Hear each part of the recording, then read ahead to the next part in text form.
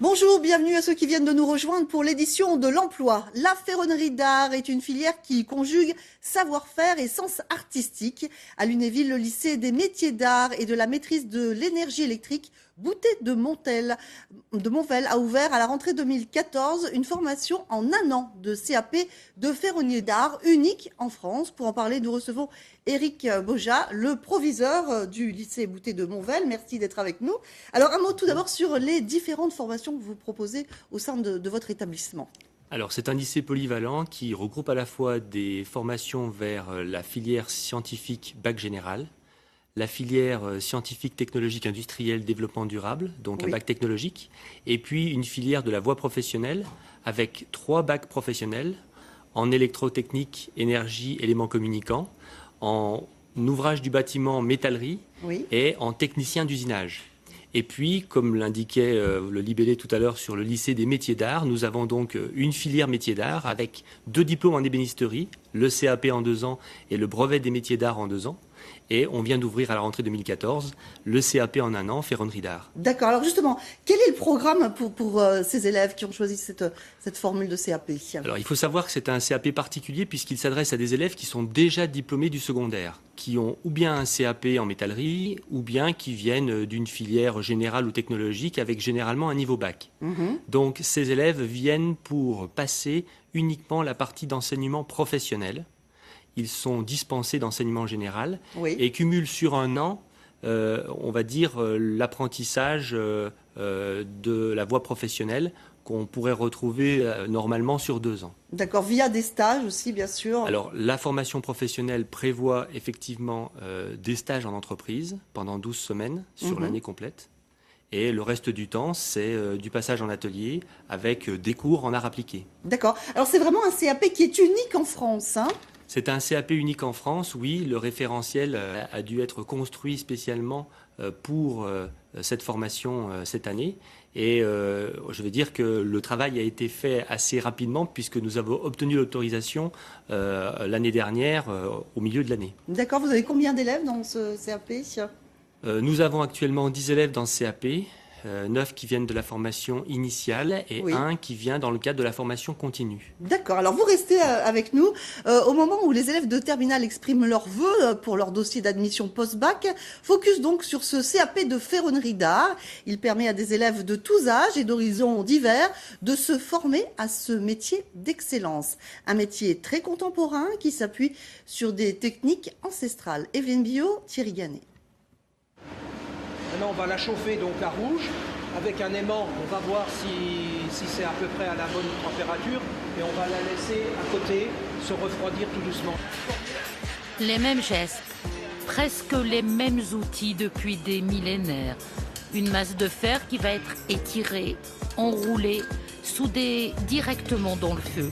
Des techniques, des gestes élémentaires que les élèves de ce CAP de ferronnerie d'art vont apprendre en 1 année.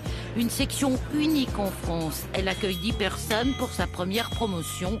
Des personnes toutes portées par la passion et qui viennent d'horizons très différents. On en a 2 qui viennent de CAP serrurier métallier, un qui vient de bac pro chaudronnerie et 4 qui viennent de bac pro ouvrage du bâtiment métallerie. 3 autres personnes, une qui vient de fac de psycho, une qui est assistante médicale et une autre qui a une maîtrise de danois. C'est pas L'an dernier, j'ai fait un CAP métallier, puis j'ai vu cette formation, alors je voulais voir ce que c'est, pour voir un peu le métier en lui-même. Et c'est un beau métier. Bah oui, c'est un beau métier, ouais. Ce qui me plaît, c'est que c'est une matière difficile à travailler, qu'on peut faire des choses très fines en tapant avec un marteau.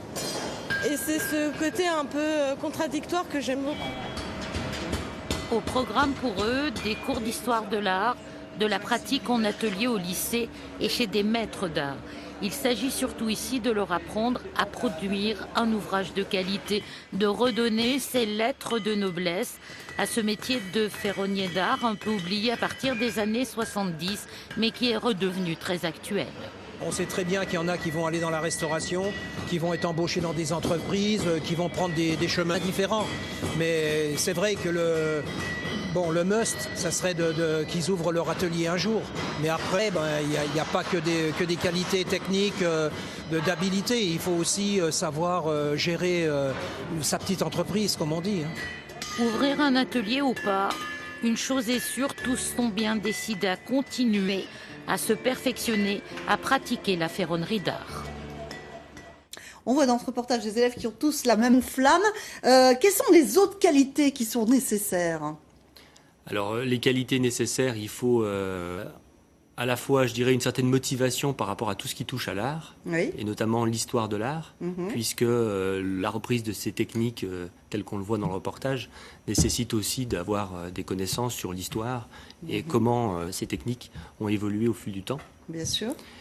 Il faut un minimum, je dirais, d'application et de rigueur, puisque c'est un métier d'excellence que ces élèves apprennent, et ils doivent pratiquer en quantité, au début, je dirais, en prenant le temps, pour que les bons gestes, les bonnes techniques permettent d'arriver au produit parfait. D'accord. Alors, vous faites aussi de la formation continue. Ça, c'est un axe que vous voulez privilégier, développer.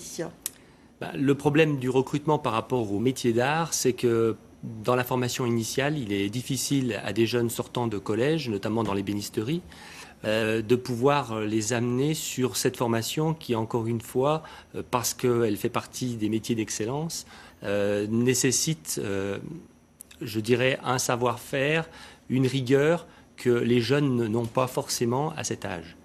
Donc, effectivement, on cherche au niveau de l'établissement à créer une mixité des publics en accueillant des stagiaires de la formation continue, éventuellement même de l'alternance, oui. Ce qui n'est pas encore le cas, mais on l'imagine pour les années futures, à côté des élèves de la formation initiale. D'accord. Vous parlez de mixité. Oui. Quelle est la place des femmes dans ces métiers de la ferronnerie d'art ? Alors écoutez, par rapport à la ferronnerie d'art, vous avez vu dans le reportage aujourd'hui, nous accueillons plusieurs dames dans la formation. Il semblerait que par rapport à cette partie de la formation continue, il y ait de plus en plus de femmes qui souhaitent aller vers ce type de métier, les métiers d'art en général. D'accord. Alors, justement, un mot sur les emplois, les endroits où elles vont aller travailler, et sur le taux d'insertion sur le marché du travail, pour conclure. Alors, nous n'avons pas malheureusement de données pour l'instant chiffrées par rapport à cette formation, puisqu'on la débute à la rentrée 2014, mais ce qu'on peut dire, c'est que par rapport au recul et à l'expérience que nous avons aujourd'hui sur la filière ébénisterie, nous avons sur des promotions de 15 élèves, environ 2 élèves qui réussissent à intégrer des ateliers prestigieux oui. à l'issue de leur formation. Ce sont bien entendu les meilleurs. Ils n'hésitent pas à partir dans des grandes villes, Paris, voire même parfois à l'international. Oui. Certains peuvent être amenés à poursuivre des formations qualifiantes sur d'autres métiers d'art. Certains rejoignent l'école Boulle ou d'autres organismes de ce type. Et puis, nous avons des gens qui travaillent dans la filière, mais qui ne sont pas forcément sur le métier d'art en tant que tel. Et là, on a, je dirais, à peu près une moitié des candidats qui sont dans ce domaine.